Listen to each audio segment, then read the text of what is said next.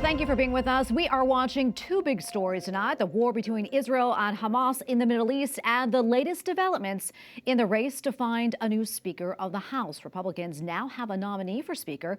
Congressman Steve Scalise of Louisiana, the current Majority Leader, beat out Judiciary Committee Chair Jim Jordan 113 to 99. Congressman Scalise says the first order of business will be to get aid to Israel. We need to make sure we're sending a message to people all throughout the world that the House is open and doing the people's business, making sure that we're unequivocally standing in our first resolution that we pass under Speaker Steve Scalise will be to make it clear that we stand with Israel. GOP lawmakers still need to figure out how to get more members on board before putting the nomination to the full House for a vote. Congressman Jordan has already said that he will nominate Scalise to be Speaker. Democrats have said their entire caucus will vote for Minority Leader Hakeem Jeffries. And for more on this, let's bring in Congressman Mike Lawler of New York and member of the House Foreign Affairs Committee. Representative Lawler, so good to be with you today. First off, your thoughts on the nomination of Congressman Steve Scalise, and did you cast a vote for him? I did not support him in conference. Obviously, I like Steve. I've known him a long time. I think he's done a good job on behalf of our conference as Majority Leader. But, you know, I think the question is getting to 217.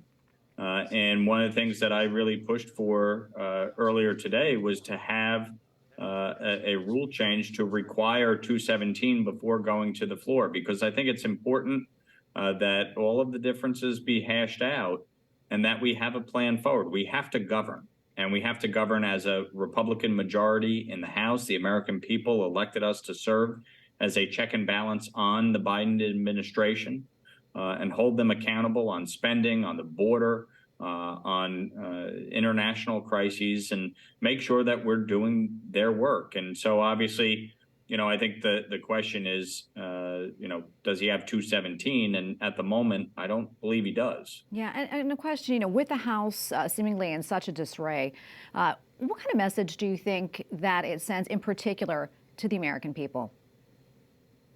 Look, I think it obviously is cause for concern for a lot of Americans, given the challenges that we're facing. But you know, I was elected in a district Joe Biden won by 10 points because of the issues, because of the issue of spending and affordability, because of the crisis at our southern border, because of crime, because of foreign policy blunders by this administration. And so we have a lot of work to do. We need to settle on a speaker, and we need to get back to work. But this is also why I opposed removing Kevin McCarthy in the first place. You know, it created unnecessary angst and uncertainty within the United States government. It created a constitutional crisis. You had 8 Republicans team up with 208 Democrats to remove a duly elected speaker without merit. And so obviously we need to find a way forward. We need to come together, and we need to get back to work. Yeah, and you know, how critical is it? I mean, especially now with what we see playing out in the Middle East with the war in Israel, to get that new speaker voted in? Look, it's important. Obviously, Israel is one of our closest allies in the world. We need to make sure that they have all the resources financially, militarily, to make sure that they can defend themselves and eliminate Hamas. And so, you know, obviously we want to get back to work expeditiously so that we can approve any supplemental aid that is needed in the immediate. Obviously, the administration has the ability to get them what they need, but we need to get back to work. Yeah, and you know, I want to bring this up. I know that your district in New York is considered one of the most Jewish districts in the country. What are you hearing from your constituents about the war between Israel and Hamas, and what do they want to see the U.S. do? Well, I think obviously there's a lot of anger and frustration and concern. I have hundreds of residents that are still in Israel. Many were there on holiday, and so we want to get them home as expeditiously as possible. There's been a major challenge to that because commercial airlines from the United States are not operating in Israel right now as a result of the war. So I've been calling on the administration to get military planes in to help evacuate our residents. and citizens and make sure that they get home safely. So a lot of frustration, a lot of anger, a lot of concern.